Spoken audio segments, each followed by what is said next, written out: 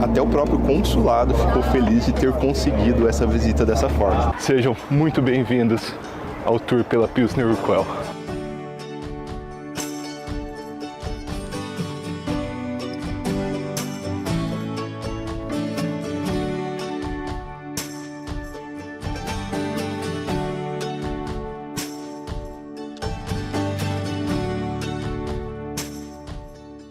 A Pilsner Urquell tem uma importância sem precedentes na história da cerveja. Foi aqui, nessa cervejaria, que foi criado o estilo Pilsen. Por volta de 1840, a maior parte das cervejas consumidas aqui na região da Boêmia eram ales, cervejas de alta fermentação, normalmente escuras e que não agradavam tanto a população. Depois de uma série de tentativas de aprimoramento e até revoltas da população, Josef Groll, um mestre cervejeiro bávaro, veio aqui para a República Tcheca contrabandeando levedura lager, o que diz mais ou menos a história, a gente não sabe se é verdade ou não. Na época, algo bastante revolucionário para a produção de cervejas, leveduras lagers, com um processo bastante particular, e ele implementou a produção de uma Pilsen clara, leve e extremamente equilibrada, que tomou muito fácil o gosto da população, que deixou de importar tanta cerveja e passou a consumir a Pilsen original, a Pilsen local, a cerveja lager leve local. Na época ela não se chamava Pilsen, ela recebeu o nome de Pilsen por ser a cerveja lager feita na cidade de Pilsen, que é a cidade que estamos aqui. E o nome Pilsner Urquell, embora não seja o primeiro nome da cervejaria, quer dizer exatamente isso, que é a Pilsen original. Na verdade ela tem dois nomes, o nome Pilsner Urquell é o nome em alemão, em tcheco é a Pilsenski Prazdroj, que também quer dizer a mesma coisa, que é a Pilsen original, e ela é produzida unicamente aqui na cidade de Pilsen. Ela já foi produzida também na Polônia e na Rússia, mas atualmente a produção toda é feita aqui. Infelizmente a cervejaria não é mais tcheca, ela foi comprada por um grupo japonês, mas a gente vê a relevância e a grandiosidade que ela tem aqui na cultura tcheca. Todos os bares que eu passei até agora ostentavam uma grande placa falando que ali tinha Pilsner Urquell. A fábrica mantém sua parte histórica, a parte lá de 1840 está aqui embaixo de mim e tem a parte modernizada. Hoje a gente vai entrar lá e vai ver as duas. A gente vai começar pela parte histórica e a gente vai passar para a parte mais moderna. Vamos lá? Para iniciar a nossa visita, a gente vai trocar de roupa, colocar equipamentos de segurança e estamos aguardando nossos amigos.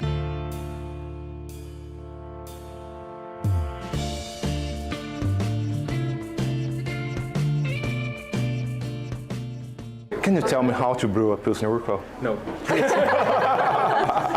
Nossa visita começa pela parte da produção e a cervejaria Urquell ela é um tanto não comum, porque ela tenta misturar a parte tradicional com a parte mais moderna. Ela produz 64 mil litros de cerveja por batch e 24 batches por dia, totalizando mais de 1,5 milhão de litros de Urquell por dia. Para conseguir dar conta dessa quantidade, dessa demanda, eles operam 8 cozinhas em paralelo, então podem ser feitas até 8 braçagens simultâneas com 8 cozinhas independentes. Os equipamentos para a produção são divididos em 3 tinas. Na parte superior, a gente tem o que seria equivalente à tina de mostura, onde os grãos e a água são adicionados e existe controle de temperatura e os grãos passam a maior parte do tempo ali. Mas aqui é utilizado o processo de decocção, então boa parte do aquecimento não acontece na tina de mostura, mas nas tinas inferiores, que são as tinas de fervura ou decocção. O processo de produção da Pilsner Urquell segue o processo de produção clássico de tripla decocção. Na primeira fase, água a 35 graus Celsius e malte são misturados nessas panelas superiores e uma pequena rampa de fitase é feita. Nessa rampa, o pH abaixa naturalmente para o pH das enzimas que vão atuar posteriormente e aí o processo de decocção pode iniciar. 1/3 dessa mistura, contendo água, malte, bagaço, amido, tudo misturado, é transferido com tudo para a tina de fervura. E ali a temperatura vai aumentando até iniciar a fervura. Enquanto isso, na tina de mostura permanece os 2/3 que não foram para a tina de fervura e a temperatura ali é controlada por meio de vapor para se manter em 35 graus. Misturando esse 1/3 a 100 graus com esses 2/3 a 35 graus, a temperatura é elevada e faz-se a primeira rampa de temperatura, que é a rampa de protease a 52 graus. fica alguns minutos ali e o processo continua por mais 2 vezes. O processo total de decocção leva 5 horas na Urquell. Essas tinas de cobre, na verdade, elas não são de cobre, pelo menos não a maior parte delas. Em um dos processos de modernização da fábrica, a maior parte dos equipamentos foi trocada para inox, mas para manter essa característica tradicional, eles mantiveram essa capa de cobre por cima e mantiveram esse design original. A exceção fica para as tinas de fervura do lado direito, que são tinas de fervura tradicional. Elas são realmente feitas de cobre e elas não são aquecidas por vapor, elas são aquecidas por chama direta. O cobre, ele transfere muito melhor a temperatura que o inox, ele esquenta muito mais e a chama direta esquenta muito mais. Essa chama direta, essa temperatura muito alta é um fator fundamental para ver as reações de Maillard e as reações que dão cor, sabor e aroma característicos para a cerveja tcheca. Do lado direito existem tinas de fervura mais modernas, porque a tina de cobre ela não pode ser muito funda, o cobre ele não é resistente, então para suprir essa demanda só em tinas de cobre teria que ter muito mais tina de cobre. Então no fim a cerveja acaba sendo um blend entre as feitas nas tinas de cobre e as feitas nas tinas de inox. Finalizando a decocção, o bagaço tem que ser separado no mosto e isso é algo que acontece diferente de todas as cervejarias tradicionais aqui na República Tcheca, porque aqui realmente é feito numa tina filtro moderna, que eu não filmei muito, infelizmente. Com o mosto limpo e clarificado, inicia-se então a etapa de fervura, e a etapa de fervura na Urquell leva 90 minutos e leva 3 lupulagens só de lúpulo Saaz. Não existe dry hopping na Urquell e na maior parte das cervejas tradicionais, se não em todas as cervejas tradicionais tchecas, dry hopping não é algo comum. Por muitos anos o processo de fermentação foi realizado de forma clássica, em fermentadores abertos, que a gente ainda vai ver em diversos vídeos aqui no Beer School. Porém, com a demanda enorme, com a produção enorme da Urquell, isso não era mais viável e em uma das modernizações eles passaram para fermentadores cilindrocônicos de grandes indústrias. Mesmo assim, existem algumas práticas adotadas aqui que não são padrões em grandes indústrias que garantem que a cerveja produzida aqui é, de certa forma, o mais fiel possível a uma cerveja clássica. A levedura é inoculada no mosto a apenas 7 graus e a fermentação ela ocorre a 9 graus.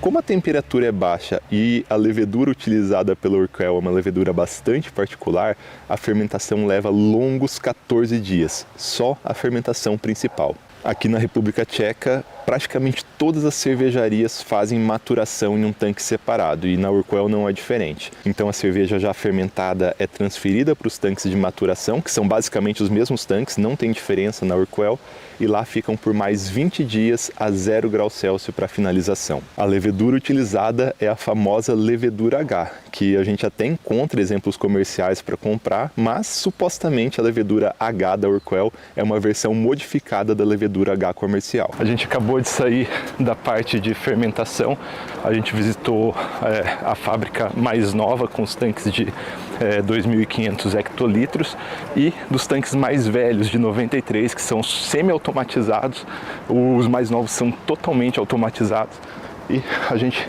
está correndo. É muita coisa para ver, muita pergunta para fazer e sempre o tempo é pequeno, né? Não importa, se tivesse 3 dias ia ser pouco. Após a maturação, a cerveja é clarificada em filtros membrana e é pasteurizada, só que por meio de pasteurização flash, que é uma pasteurização que de certa forma é um pouco menos agressiva e muda menos as características sensoriais finais. Daí então ela é mandada para a linha de envase, onde ela é envasada em garrafa, lata ou barril. Todo o malte utilizado pelo Urquell é produzido dentro da própria Urquell. Eles compram cevada de produtores locais e a variedade de cevada plantada para Urquell é diferente da variedade de cevada mais comum no Brasil, nos Estados Unidos, na Argentina.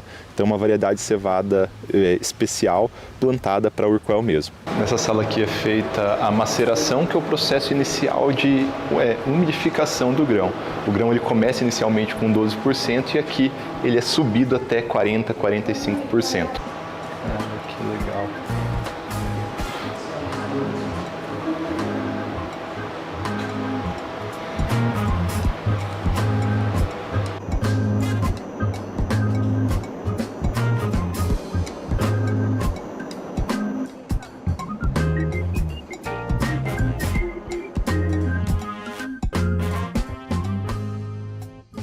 Dá vontade de abraçar.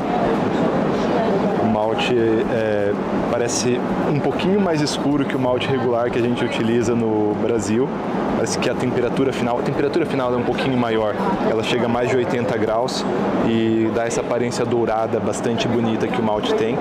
Aqui a radícula ela já passou o processo de germinação, a radícula está mais ou menos 3/4 do tamanho do grão, que é o tamanho ideal para o processo de malteação estar completo.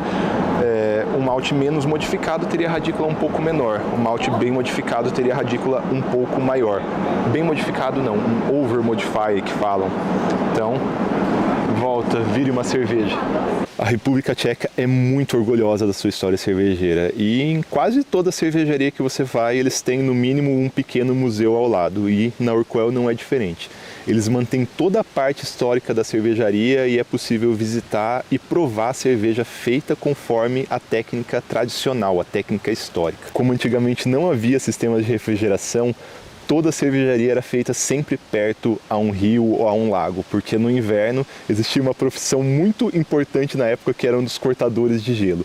Eles iam aos lagos congelados, cortavam grandes blocos de gelo e colocavam nessas câmaras subterrâneas onde o gelo conseguia passar congelado por mais de 2 anos. Claro, mantendo tudo isso no subsolo ajuda muito a controlar a temperatura e manter a temperatura, e aqui existem quilômetros e quilômetros de túnel e eu tenho que ser sincero, eu não sei quanto, porque para cada pessoa que eu perguntava, para cada funcionário da Urquell que eu perguntava, a resposta era diferente. Agora a gente está indo para a última parte, mais esperada parte do tour, que é a visita à parte histórica da cervejaria, onde ainda é feito cervejas com fermentação em tanque aberto, em dornas de madeira, e a ideia é que a cerveja feita lá embaixo, de acordo com os processos tradicionais, seja exatamente igual à cerveja feita aqui em cima na unidade nova. Essa é a parte histórica da fábrica, onde a cerveja é fermentada nesses tonéis de madeira que são revestidos por piche dentro e é feito fermentação aberta.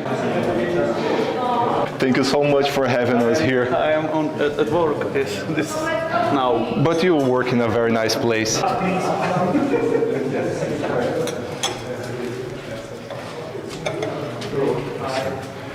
Quanto tempo eu esperei por esse momento? Não é brincadeira, eu esperei por esse momento muito tempo. Saúde. Saúde. Na Zdraví. Cara, isso é fantástico. Eu espero que eu esteja focado, não estou nem me vendo. É simplesmente maravilhosa. Pegar uns 2 banquinhos na mesa. Ela é menos doce que a de cima.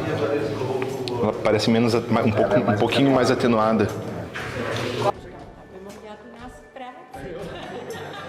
De verdade, eu esperei, olha, praticamente toda a minha vida cervejeira por esse momento. Eu estou muito feliz, é verdade.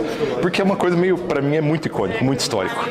Não, isso aqui faz parte da história cervejeira, é muita coisa sobre refrigeração, sobre estar num quilômetros de cave, aqui é singular.